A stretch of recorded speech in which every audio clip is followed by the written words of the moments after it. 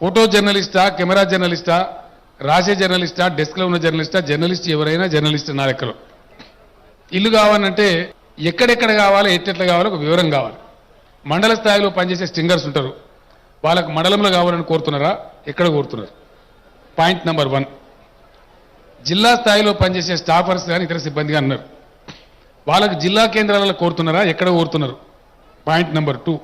అట్నే రాష్ట్ర స్థాయిలో అంటే హైదరాబాద్లో పనిచేసే జర్నలిస్టులు ఉంటారు, వాళ్ళకి ఎట్లా హైదరాబాద్లో కావాల్సింది, అందులో అనుమానం లేదు. కాబట్టి మీరు కూడా వీకర్ సెక్షన్ హౌసింగ్ కిందకే వస్తారన్న డౌటే అవుతుంది మీకు.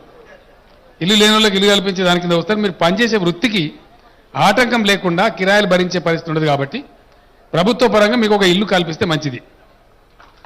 నేను ఒక మాట మీకు మనవి చేస్తా ఉన్నా, జాగాలు కల్పిస్తుంది గ్యారంటీగా ప్రభుత్వం.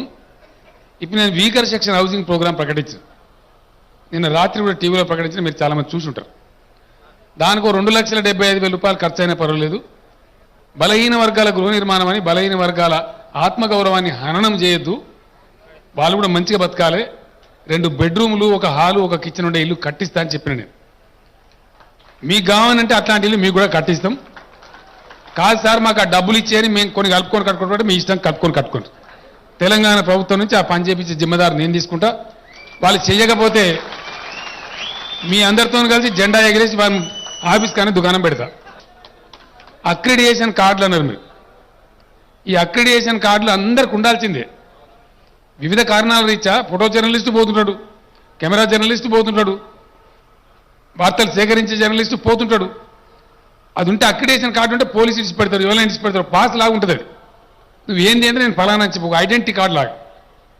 కాబట్టి అక్రిడియేషన్ కార్డు కూడా వీళ్ళు వాళ్ళని భేదం లేకుండా మండల స్థాయి నుంచి రాష్ట్ర స్థాయి వరకు అందరికి ఇప్పించే బాధ్యత కూడా నాది, దాన్ని ఏం డౌట్ అక్కర్లేదు.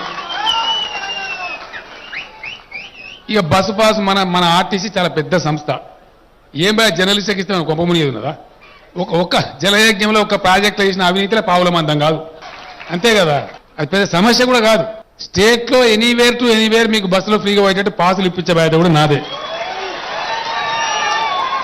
100% ఇప్పిస్తాం, దానిలో డౌట్ అక్కర్లేదు.